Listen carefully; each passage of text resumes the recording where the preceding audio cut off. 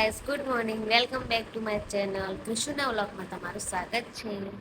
તો ગાઈસ, અમે સવારમાં રેડી થઈ ગયા છીએ અને અમારે બહાર જવાનું હતું એટલે અમે નીકળી ગયા છીએ ગાડીમાં બેસીને. જો મમ્મી બી રેડી થઈ ગઈ છે, પ્રતાપ બી બેસી ગયા છે ગાડીમાં, ભાઈ પણ બેસી ગયા છે અને અમે નીકળી ગયા છીએ બહાર જવા માટે.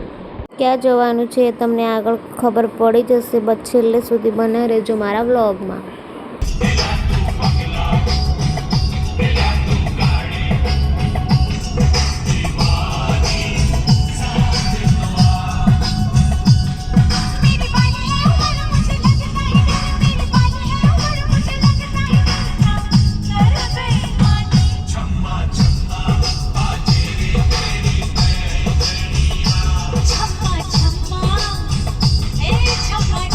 તો અમે સોંગ એન્જોય કરતાં હવે આવી ગયા છીએ હાઈવે પર. આ લોકેશન તમે જોઈ શકો છો ક્યાંનું છે.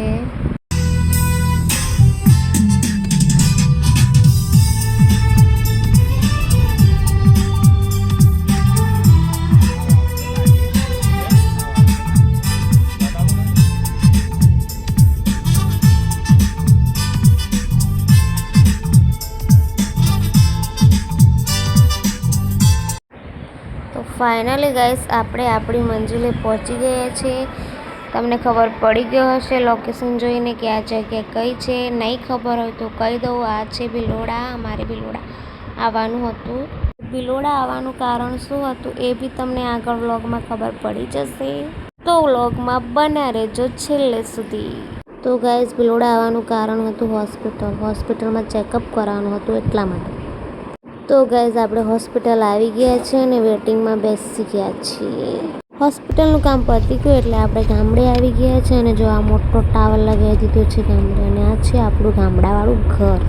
તો ફાઇનલી ગાઈઝ, આપણે ઘરે આવી ગયા છે અને ઘરે બી થોડું કામ હતું એટલા માટે અમે ઘરે આવ્યા છીએ.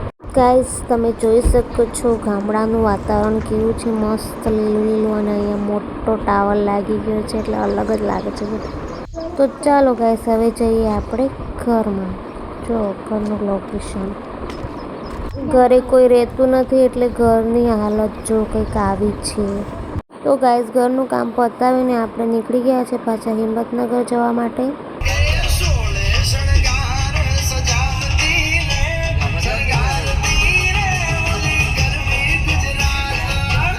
જો ગાઈસ, અહીંયા જોઈ શકો છો તમે ગુજરાતી ગીત વાગતાની સાથે મમ્મી તો ગરબા રમવા માંડી ગઈ.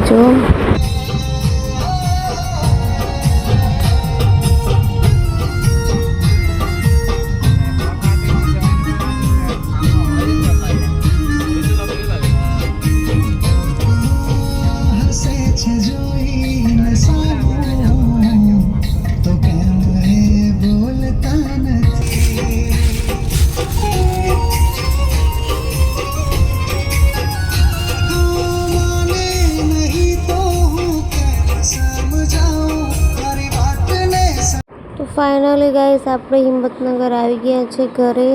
જો હાલત કેવી થઈ ગઈ છે, ક્યાંક બહાર જઈએ એટલે હાલત એવી જ થઈ જાય છે. તો હવે મળીએ નવા વ્લોગમાં, ત્યાં સુધી બધાને બાય, ટેક કેર.